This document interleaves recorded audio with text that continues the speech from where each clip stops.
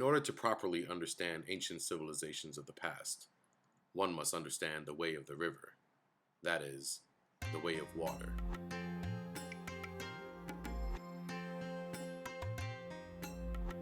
Around 5000 BCE, dark-skinned people along the Nile, Euphrates, and Indus rivers practiced an agricultural way of life, which helped them trade and develop great civilizations. Around 2300 BCE, nomadic light-skinned people emerging from Central Asia began a series of invasions against these people along these rivers in ancient Egypt, Sumer, and India.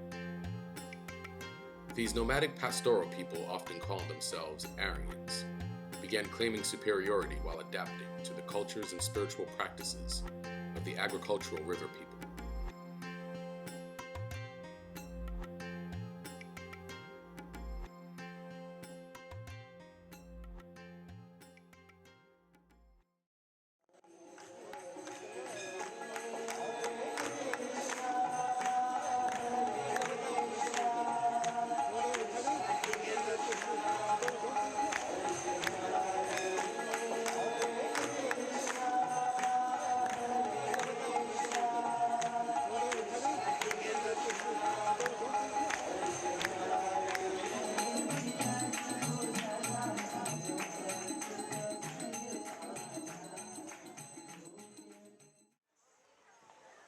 Today, one could witness various activities and performance of rites along these rivers. It is in these practices that we note an ancient past still living in modern India.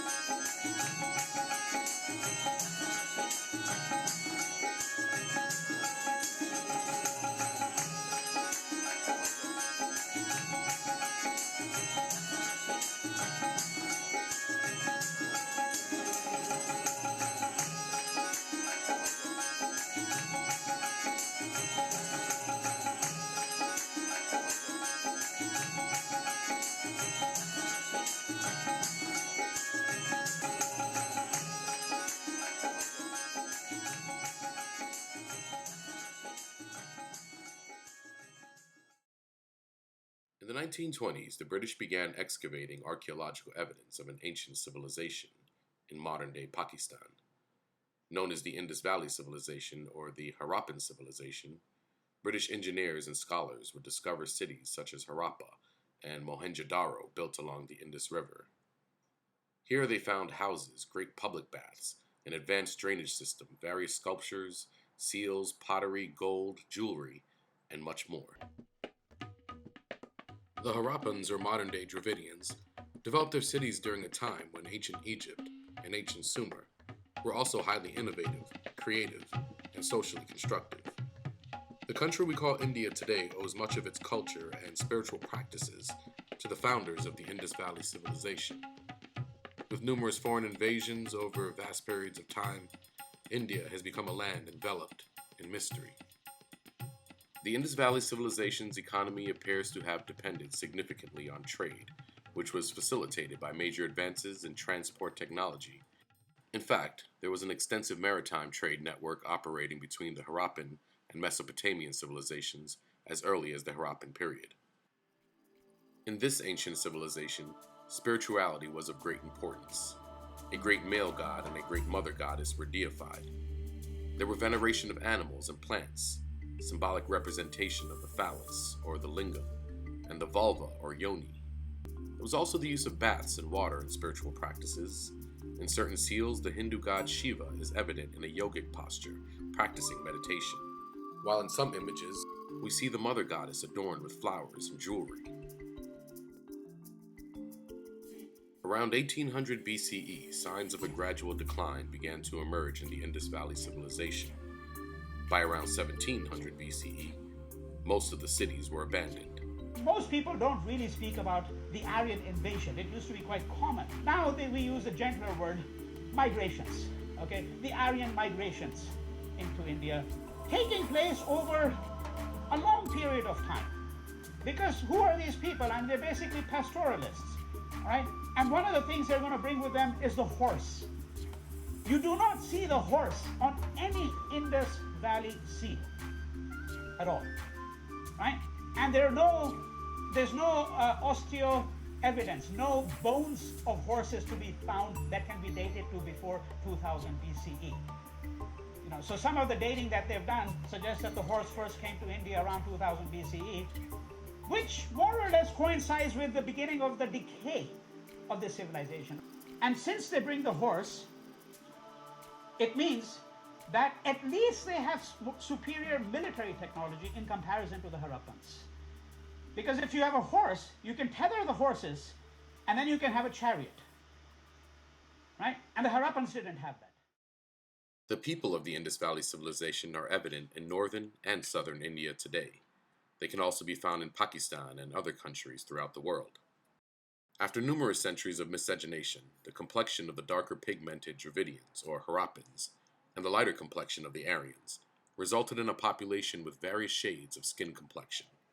So if you look at India, you've got essentially, according to the conventional view, you've got three families of languages: Indo-European, usually, by the way, abbreviated as ICE-E, Indo-European, and then you have the Dravidian languages, which are the languages predominantly found in South India, and then you have a third family called the Austro-Asiatic, which again is, by the way, a rather jumbled up category, because what it includes is a lot of tribal languages, but these tribal languages are highly dispersed throughout India, right? So in a way, it's, if I may put it this way, a category of convenience where you put everything that doesn't really belong in the Indo-European and Dravidian. Of course, the linguists will say that there are reasons for why they put all these languages in the Austro-Asiatic. Now, the Indo-European language, family of languages, includes a language, of course, known as Sanskrit, right? And then you've got all these North Indian languages, which I'm simply going to mention for you here. I mean, just a few of them so that you know which ones we're thinking about. Hindi would be an example. Marathi, Gujarati. Marathi and Gujarati are spoken in Western India. Then you've got languages such as Bengali, which is spoken in Eastern India, right? And many others. But these are all derived from Sanskrit. There is a group of people here in the Northwest, okay, or now not in India, now in Pakistan, a group of people speaking a language called Brahui. Now, this is not an Indo-Aryan language. It's an island of people speaking a religion which has very close affinities with the languages spoken in South India, over here. Okay, very close affinity, linguistic affinity. So the supposition is that when the Aryans started coming, that they pushed these people who were living here, let's call them the Harappan people, okay? But maybe the Harappan people are the same as today's Dravidians. The present-day Dravidians, right, were the people living in South India, the speakers of Tamil, Malayalam, Telugu, and so on. In any case, they are the descendants of the people who were the Harappans. The Aryans, when they dispersed, from wherever they dispersed, whether it was Georgia, somewhere around there, the Caucasus Mountains, the Ural Mountains, wherever they dispersed from, these different languages such as Latin, Greek, and Sanskrit ultimately were different branches emanating from the one common stock. Okay? Right? So this is that they dispersed. So if you let's say they dispersed from this point in time, and some went east to Persia, and some went further east to India, and then you have some who are in Europe, Western Europe, that all of these people are intimately related to each other. As a result of the Aryans imposing a harsh caste system, countless Dravidians or Harappans migrated south into the forest. They now began to perceive themselves as inferior to the superior Aryans, who were now considered the ideal of beauty and prestige, the noble ones. The Dravidians, or the Tamil-speaking people on the other hand, were considered outcasts, who contributed nothing to the history of India. There is, by the way, a group of people, okay, who are firmly of the view that the that the Aryans never came to India because their claim is that India is the original homeland of the Aryans. Okay? India is the original homeland of the Aryans. These are what we call Hindu nationalist historians. Many of them are not historians. They're actually supported by people living in Silicon Valley, working away on the internet and filling up the internet with claims, thousands of such claims. Okay? But the scholarly evidence, by and large, is still solidly on this side of the story, namely that, yes, the Aryans came into India, okay, and they started coming sometime around roughly 2000 BCE, right? And these migrations continued over a period of time. Why should people want to make the other claim? Partly because then you want to show that India is in fact the homeland of the great Aryan civilization. And from India, they dispersed to other parts of the world, such as Iran, okay, or into portions of Europe, right? So, Hitler's ideologues would have to rethink the whole question of, who were the Aryans, where they came from, so forth and so on, if we went with this view. Okay? But as I said, the scholarly consensus is quite clear, that the Aryans are coming into India, and they're coming from further west.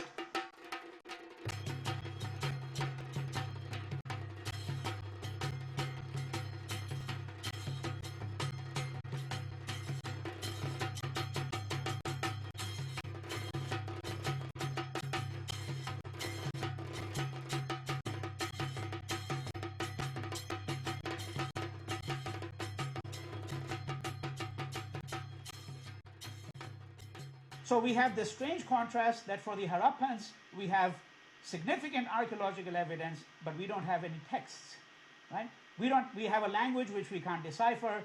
In the case of the Aryans, what you're going to have is a huge corpus of texts, right? Originally not written down, originally passed down in the oral tradition. The spiritual practices, mantras, and oral traditions of the native Harappans or Dravidians were reinterpreted in such a way that their gods were kept in the pantheon of gods in Hinduism. But the social structure of the people would benefit the fair-skinned Aryans, who now depicted these very gods and scriptural concepts in their image and to favor them. This would lead to the caste system as we know it today. The Rig Vedas have many gods. The Rig Veda describes many gods.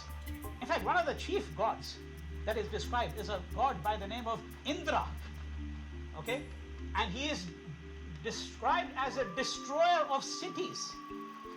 Now that tells you something, right? That why is he described as a destroyer of cities? Remember, the Harappans had cities. Mohenjo-daro, Harappa, Lothal, right? And Indra is quite accurately described as the destroyer of cities because the early Aryans, right? They saw themselves, the word Arya, by the way, is to be found in Old Persian as well, and of course in Sanskrit, and it means the noble one, the fair-skinned one. Okay? And the Rig Veda, by the way, describes the Aryas, the fair-skinned one, destroying, crushing in battle the dark-skinned one. Now you get the color distinction. Okay? But you see a distinction between the fair-skinned ones and the dark-skinned ones. It's also the dark-skinned ones are also, by the way, they're called dasas. The word dasa, so in plural here, means roughly slave, okay, servant. As opposed to northern India, in southern India it is clearly evident with wavy, straight, and curly black hair and dark skin that the native Dravidians or Harappans were pushed to the south. Essentially, the Aryans would use their own spiritual concepts against them, to oppress them, divide them. And today, many of the people of the South in India deal with extreme levels of poverty.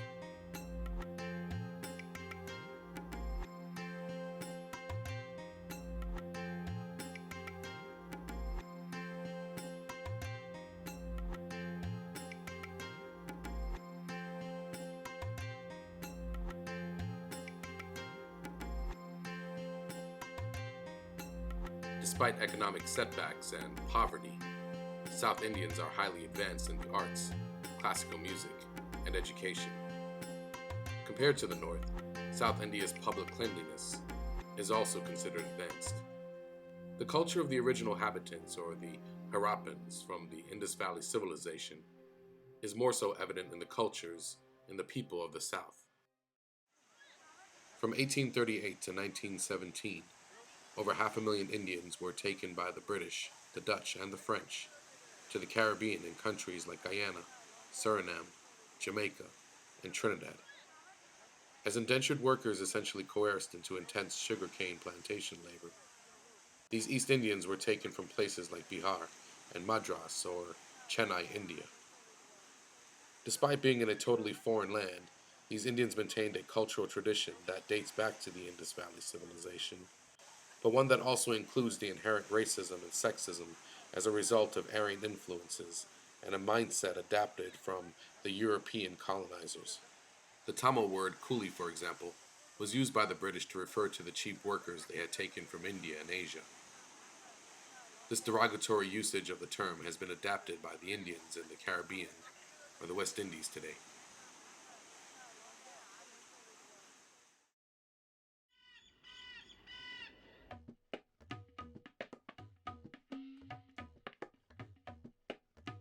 The idea that this is a proto-Shiva means that there may be some Hindu gods whose origins go back to the Harappan period. Right? That's why it's called the proto-Shiva, because there's obviously the iconography of Shiva as it's going to develop later on is going to be a bit different, but elements of that have been certainly borrowed from the Harappan culture. But if you look at, let's say, gods such as Vishnu or Shiva and so on, then the question is, well, what are their origins? In the case of Shiva, it seems that the origins go back to the Harappan civilization, which means that some elements of what becomes known as Hinduism, okay, are in fact elements that go back to the Harappan period. Why do you want to be monotheistic is what I want to know, okay? Because of course that assumes that the true religions are monotheistic. And of course, you have to remember, these are categories of thought which are not to be found in Indian knowledge systems.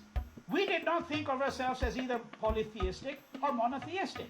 And this is a very good illustration of where the vast majority of Indians now, all over the world, have now fallen into the terms of debates which really are not a part of their culture. Much like the ancient Egyptians, the ancient Dravidians portrayed aspects of their one god in a variety of colors. This was done metaphorically to suggest ideas related to nature and its elements. However, upon the arrival of the Aryans, the gods were portrayed as literally fair-skinned, and the spiritual stories of the Dravidians were now written in their language. The Dravidians had many deities, including the great mother goddess Kali, a fierce village deity who represents life and death, and the infinite cycles of time, a process without beginning nor end.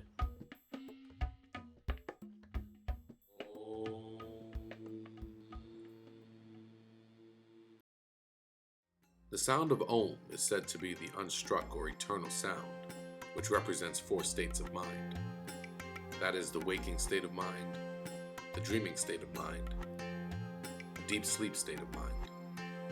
To enter the 4th or the transcendent and final state of mind is to become awake in the deep sleep state, in which our consciousness is typically ignorant of its true nature or its true self. For many yogis and spiritual aspirants, this is the purpose of chanting the Om and entering meditation. The very concept of yoga was personified in the deity of Shiva by the ancient Harappans or Dravidians. Today, many spiritual aspirants use the image of Shiva as a constant reminder of how to model oneself in being the perfect yogi. As agricultural people living in harmony with nature, many of the gods incorporated the animals such as the elephant and monkeys, like ancient Egypt and ancient Mesopotamia or ancient Sumer. The powers inherent in nature were metaphorically depicted in the images of the gods.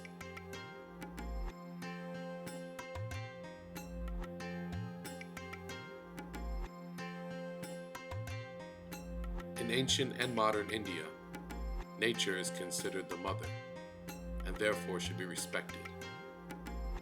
Unlike the biblical stories and traditions of the Old Testament, nature has not fallen, but rather it is considered the source of all creation, sustenance, and ultimately that which destroys us.